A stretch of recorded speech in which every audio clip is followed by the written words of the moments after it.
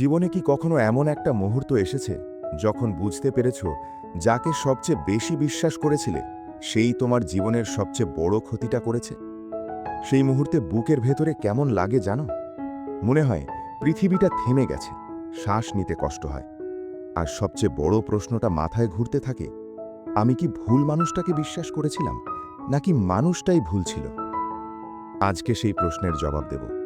মনোযোগ দিয়ে শোনো। পৃথিবীতে দুই ধরনের মানুষ আছে। এক ধরনের মানুষ সরাসরি তোমার বিরুদ্ধে যায়, তুমি তাদের চিনতে পারো, সাবধান হতে পারো। কিন্তু আরেক ধরনের মানুষ আছে যারা তোমার পাশে থাকে, তোমার কথা শোনে, তোমার ব্যথায় চোখ ভেজায়, তোমার কাঁধে হাত রাখে। আর তুমি ভাবো এই মানুষটা আমার, এই মানুষটা নিরাপদ। কিন্তু ঠিক সেই মুহূর্তে সেই মানুষটা তোমার কথাগুলো মনে গেঁথে রাখে, তোমার দুর্বলতাগুলো মনে রাখে, তোমার ভাঙা রাতগুলো মনে রাখে।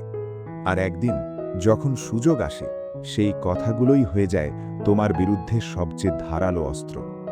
এটাই পৃথিবীর সবচেয়ে নিষ্ঠুর সত্যি। তাহলে কি করবে তুমি? সবাইকে সন্দেহ করবে? কাউকে বিশ্বাস করবে না? একা থাকবে? না। আজকে তিনটে কথা বলবো যেগুলো তোমার জীবন বদলে দিতে পারে। প্রথম কথা, তোমার ভেতরের কথা একটা সম্পদ, সবার কাছে বিলিয়ে দিও না। তোমার কষ্ট, তোমার ক্লান্তি, তোমার ভাঙা রাতগুলো, তোমার স্বপ্নের কথা, তোমার ভয়ের কথা, এগুলো তোমার সবচেয়ে ব্যক্তিগত সম্পদ।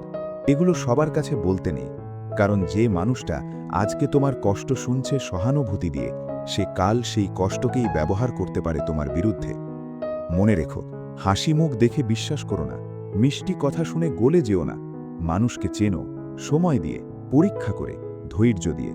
কারণ পৃথিবীর সবচেয়ে বিষাক্ত মানুষগুলো সবচেয়ে মিষ্টি করে কথা বলে। দ্বিতীয় কথা, চুপ থাকাটা দুর্বলতা না, এটা শক্তি।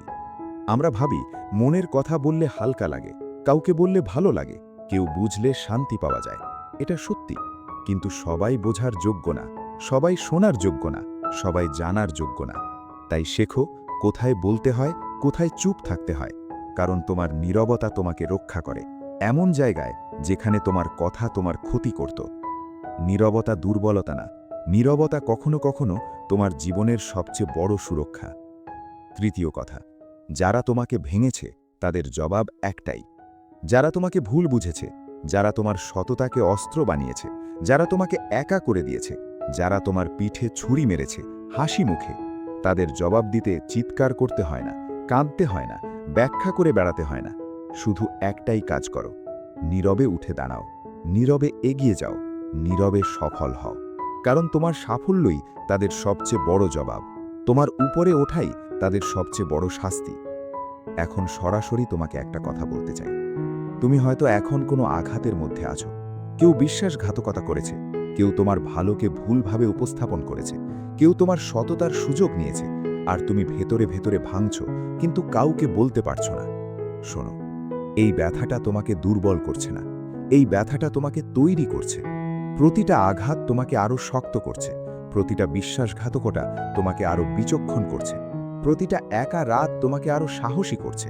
পড়ে যাওয়া দুর্বলতা না, দুর্বলতা হলো পড়ে থেকে পৃথিবীকে দোষ দেওয়া। তাই উঠে দাঁড়াও, নিজের শক্তিতে, নিজের স্বপ্নের জন্য। কারণ যে মানুষটা সব হারিয়েও আবার হাঁটতে শুরু করে, সেই এই পৃথিবীর সবচেয়ে সাহসী মানুষ।